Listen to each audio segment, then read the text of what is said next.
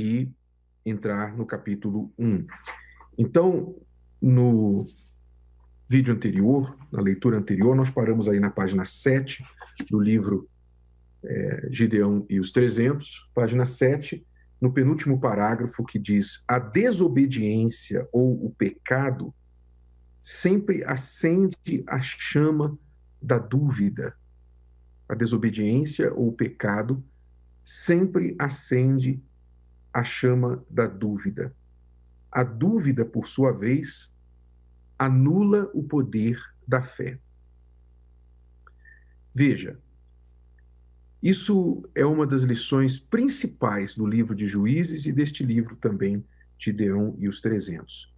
Quando a gente fala em pecado, normalmente, para a pessoa que não compreende bem este conceito, ela pensa que Deus quer proibir, barrar, limitar os nossos prazeres.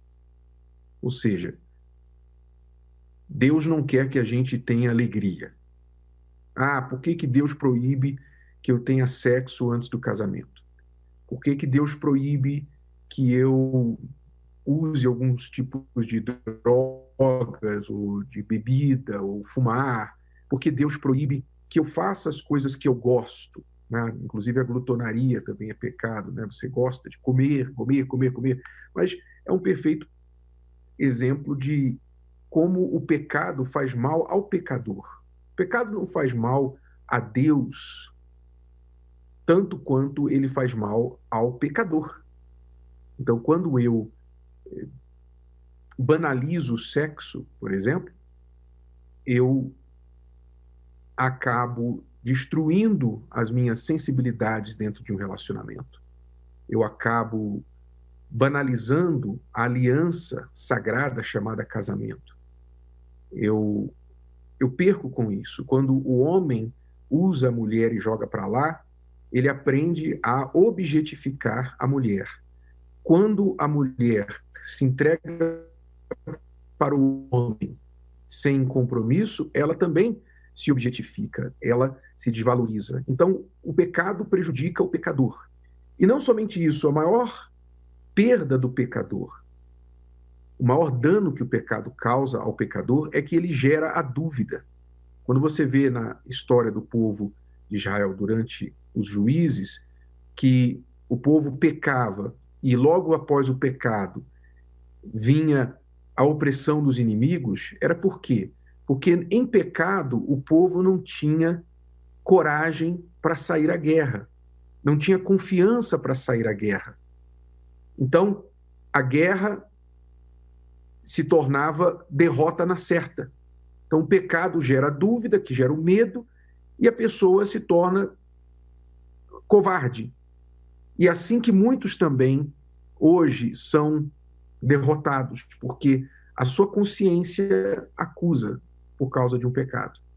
Então, o pecado é um dos maiores inimigos do ser humano. Por isso que o mal, o diabo, procura levar as pessoas ao pecado, para que elas fiquem com a sua consciência manchada e incapazes de lutar. A pessoa, quando ela está dividida entre si mesma, ela é fraca, fraca de pensamento, ela é indecisa, ela é indefinida, ela não age, ela tem medo, ela é tímida, enfim, vários problemas. Então, continuando aqui, mesmo assim, em meio a gemidos de derrota, os israelitas clamavam e o Deus de infinita misericórdia levantava um líder para libertá-los. Porém, quando esse líder morria, eles voltavam à corrupção de seus corações lascivos e se tornavam piores do que os seus pais. Por isso, o Senhor se irou com Israel e disse, lá em Juízes 2, 20 e 21, o quanto este povo transgrediu a minha aliança, que tinha ordenado a seus pais, e não deram ouvidos à minha voz, tampouco desapossarei mais de diante deles a nenhuma das nações que Josué deixou quando morreu. Quer dizer, Deus não mais apoiava Israel nas suas guerras, por isso vinham as derrotas. Vamos ao capítulo 1 agora. Os juízes que antecederam a Gideão. Então nós temos aqui uma série de juízes antes de Gideão, alguns com menos expressão, outros com mais, que vão dar também uma outra panorâmica do ciclo vicioso de pecado em Israel. Página 11. O período dos juízes de Israel precedeu o período dos reis. Os juízes eram pessoas comuns, porém escolhidas e ungidas por Deus para guiar, julgar e edificar o povo de Israel. Habilitados com a visão da vontade de Deus, os juízes eram escolhidos como profetas e lideravam Israel na guerra contra os seus inimigos. Alguns deles se destacaram por sua fé sobrenatural no Deus de seus pais. Uma coisa comum a todos os juízes que você vai encontrar no livro de Juízes é a coragem. Todos eles, e inclusive uma juíza, Débora, que nós vamos falar daqui a pouco a respeito, eram pessoas de extrema coragem, pessoas que, se não tinham coragem já naturalmente, desenvolveram a coragem pela obediência a Deus. E isso nos dá uma característica muito importante da fé. Quando você tem fé, mas você não tem coragem, a sua fé é limitada. A fé necessariamente precisa de coragem. Há certos elementos, há certas características que são essenciais à fé. Como, por exemplo, nós falamos muito da fé inteligente. Então, a inteligência é muito importante para a fé, porque fé sem inteligência é fanatismo. Então, a pessoa usa a fé sem inteligência, ela se torna fanática, religiosa, e não tem nada a ver com Deus isso. Então, a inteligência é essencial à fé. Outra coisa que é essencial à fé é a revolta, porque a revolta que está associada à ira, à raiva justa, ela acende, ela se torna combustível para a fé. Uma pessoa que tem fé, mas não é revoltada, é muito passiva, muito devagar, mole, ela se entrega aos problemas, ela usa a sua fé para justificar todos os seus problemas. Sabe aquela coisa, se Deus quiser, estou esperando em Deus, Deus quis assim. A pessoa muito conformada, ela não está usando a fé na sua integridade, na sua inteireza. Por isso lá diz o texto que nós devemos ser renovados, transformados pela renovação da nossa mente. Nós não podemos nos conformar com este mundo. Nós não podemos nos adaptar ao mundo. Nós temos de ser inconformados, ou seja, não nos adaptar às coisas do mundo. Nós temos de nos manter fiéis à forma da palavra de Deus e não à forma do mundo. Ok? Então, a coragem é outro elemento extremamente importante. Você vai ver que os homens e mulheres de fé na Bíblia, em algum momento, tiveram de manifestar coragem, em vários momentos de suas vidas. Esses juízes, todos eles, você vai ver que era o elemento em comum entre eles. Mas Abraão teve de mostrar coragem para colocar o seu filho no altar, entre outras decisões da sua vida de fé. Nós temos Moisés, que teve de ter coragem de ir até Faraó quando ele era um homem procurado no Egito. Davi, desde Golias e até as suas batalhas. Pedro, coragem para sair do barco e andar sobre as águas. Paulo, para enfrentar seus perseguidores. Enfim, todas as pessoas de fé, de verdade, elas tiveram de ser corajosas. E não é porque elas eram naturalmente corajosas. Gideão, por exemplo, ele não era corajoso. Você vai ver, a gente vai ver mais tarde, que ele não era corajoso. Ele era um revoltado, mas ele não era corajoso. Ele mostrou dúvida e medo por muito tempo, enquanto Deus o preparava. Mas Deus foi ensinando a Gideão, um homem tímido, medroso, com um complexo de inferioridade, Deus foi ensinando a ele ser corajoso. Então, é importante que você que não tem um perfil, uma personalidade necessariamente corajosa por natureza, você pode desenvolver a coragem. Melhor forma de desenvolver a coragem, sabe qual é? Muito simples. fazer aquilo que você tem medo de fazer. Faça o que você tem medo de fazer. Enfrente os seus medos. E faça isso regularmente. Crie o hábito de enfrentar aquilo que você tem medo de fazer. Você vai começar a desenvolver o músculo da coragem. E você vai se tornar uma pessoa corajosa. E isso, associado à sua fé, vai fazer um grande estrago no inferno e te dar grandes conquistas. Bom, vamos continuar lendo então.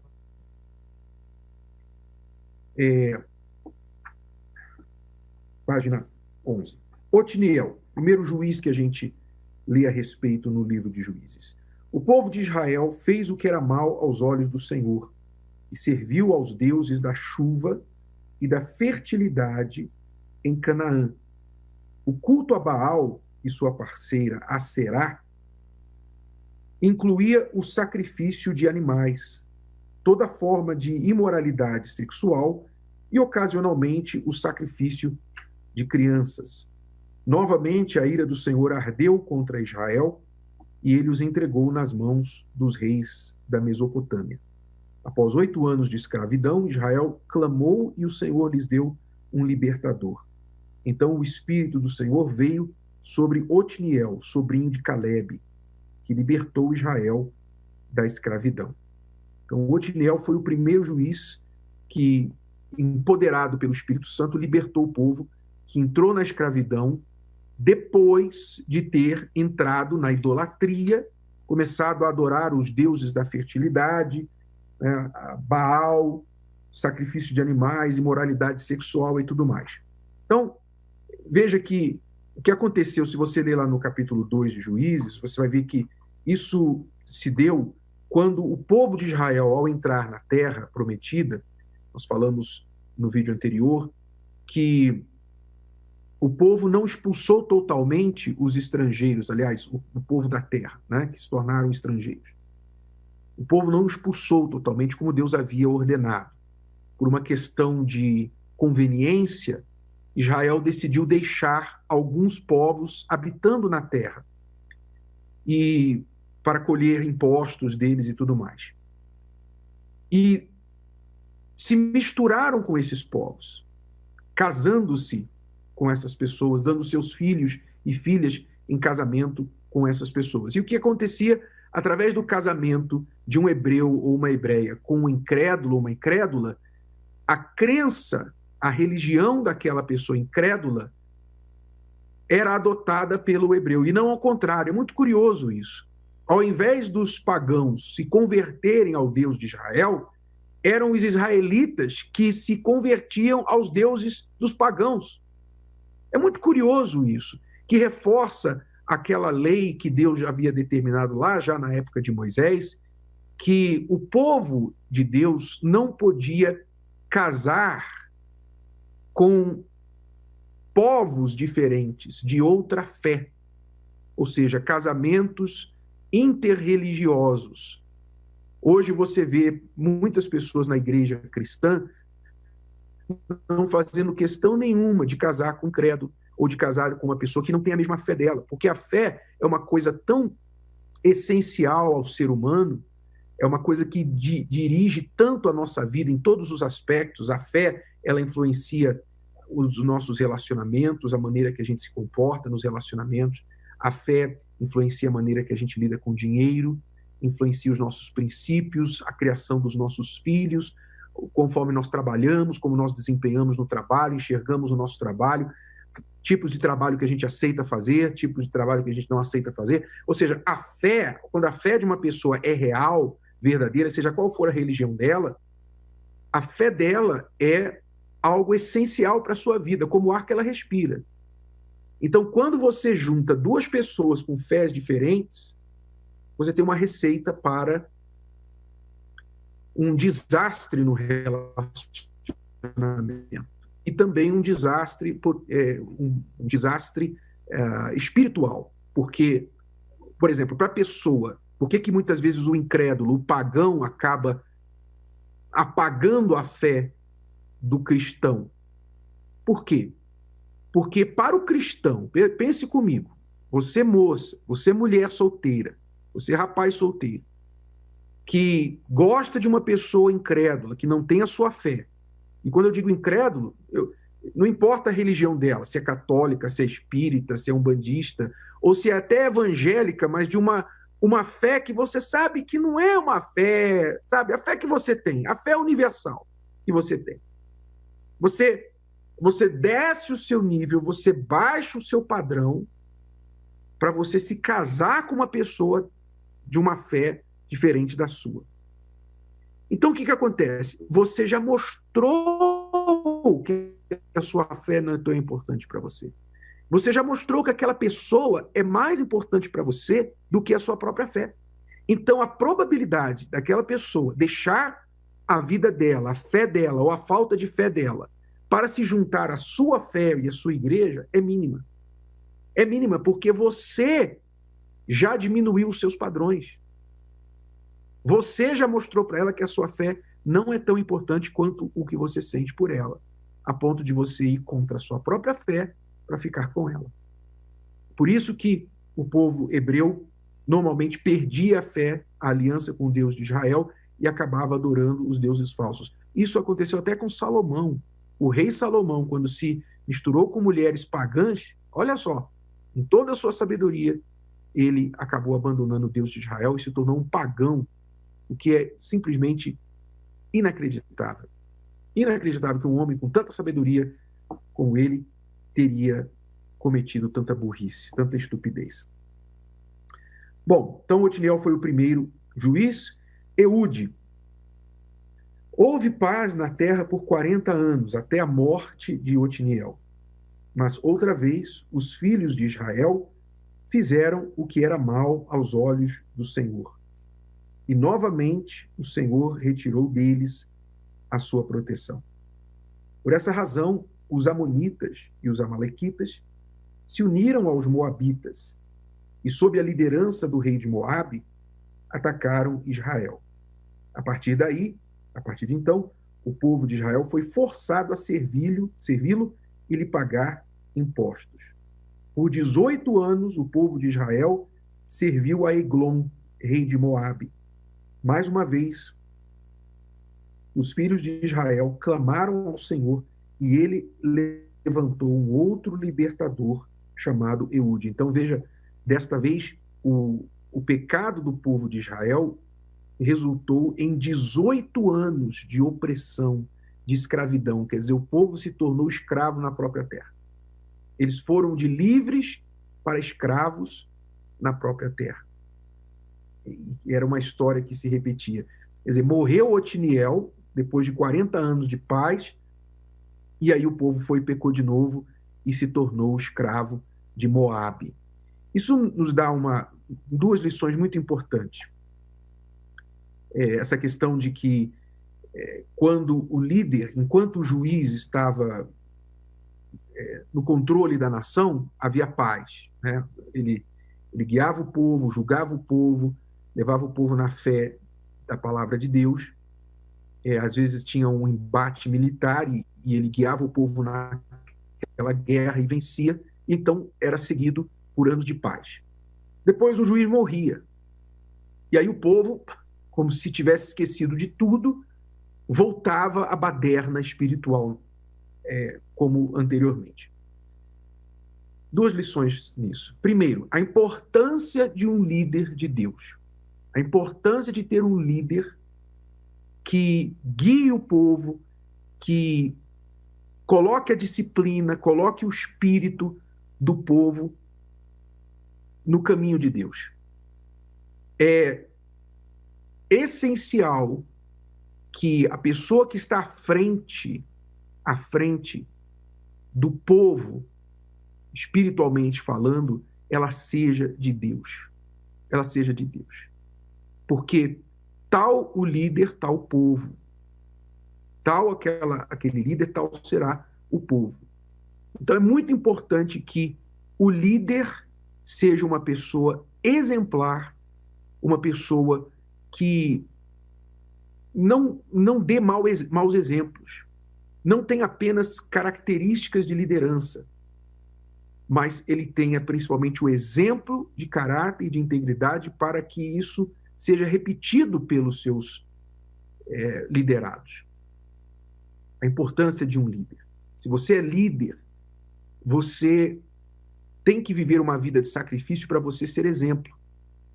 Porque o líder, ele é aquele que faz primeiro, é aquele que dá o primeiro passo, que vai à frente, é o primeiro a fazer o que tem que ser feito.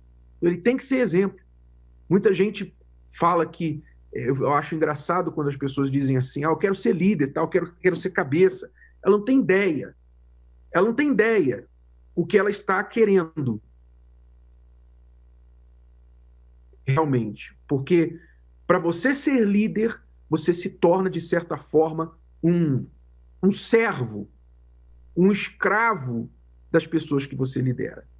Porque para você ser um bom líder, eu quero dizer, para você ser um bom líder, você tem que servir. Você tem que servir, você tem que ser exemplo. Você não tem o direito de errar. Você não tem o direito de errar. Porque todos os olhos estão sobre você. Você, para onde você vai, vão todos que estão atrás de você. Então, cuidado quando você deseja uma posição de liderança. E a segunda coisa que eu vejo sobre essa questão, que quando morria o líder, o povo caía logo no pecado novamente, é que esses líderes todos falharam em levar o povo a uma liderança, a liderança de Deus. Ou seja, o povo estava seguindo no caminho certo, mas apoiado no líder, apoiado no exemplo e no rigor, na disciplina que aquele líder impunha sobre a nação. Tirava o líder da figura, do quadro, o povo caía. Por quê? Porque o povo estava apoiado no líder.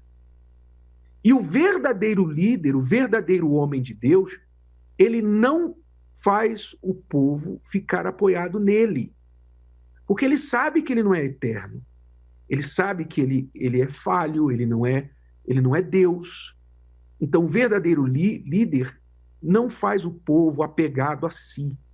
Às vezes você vê um pastor, um líder religioso, que faz o povo para ele, faz o povo apegado a ele, faz o povo gostar dele, quer que o povo siga ele, faz o seu nome, ele se preocupa em trabalhar para o seu nome diante dos olhos e ouvidos dos seus liderados. Mas, se ele sair, se ele tropeçar, se ele cair, todo aquele povo vai junto. Por quê? Porque aquele povo não foi transferido para o Senhor Jesus. O verdadeiro líder, eu falo do líder espiritual, eu falo do pastor, do bispo, do líder da igreja. O verdadeiro líder transfere a submissão, a obediência, a fidelidade e lealdade do povo que ele lidera para o líder Jesus, que a Bíblia chama de bispo e pastor das nossas almas. Você, membro da igreja, obreiro, você que serve a Deus, você tem que entender que pastores, líderes espirituais, líderes humanos, são servos, são instrumentos nas mãos de Deus. Mas você não pode ficar olhando para eles, apegado a eles. Se você ficar apegado, se você ficar, de alguma forma, envolvido emocionalmente com um líder, esperar muito daquele líder, se ele te decepcionar, você vai tropeçar junto, você vai cair junto. E você vai ser um fracassado. E vai mostrar que a liderança daquele líder foi também um fracasso, porque ele não te levou para o verdadeiro líder das nossas almas, que é o Senhor Jesus. Ok? Então, aprenda isso, olhe para o Senhor Jesus. Você pode ter sido ajudado por um pastor, um bispo na igreja, quem sabe eu te ajudei de alguma forma, não eu, mas o Espírito Santo me usou para te ajudar um dia, uma palavra, ou qualquer outro pastor, o bispo, seja quem for. Não fique olhando para mim, não. Você tem que olhar, você tem que pegar o que é bom, pegar as palavras de Deus, da pessoa que Deus está usando para te ajudar, mas não fique olhando para o líder.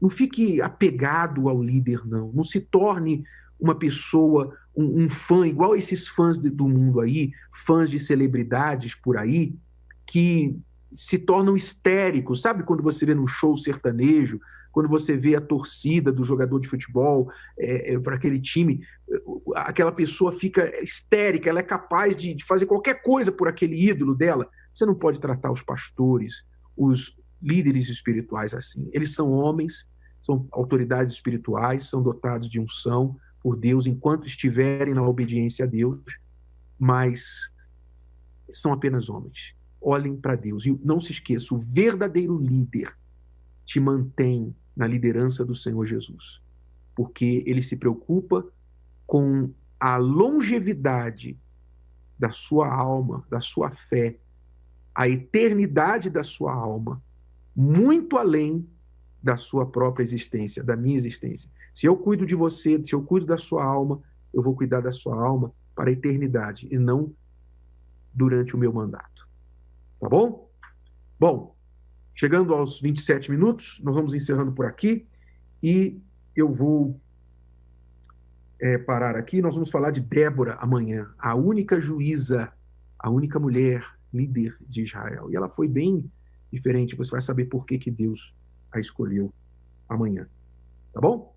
Muito obrigado. Convide alguém para assistir o estudo com você, se estiver te ajudando. Convide alguém. Tá bom? Deus abençoe a todos. Até amanhã.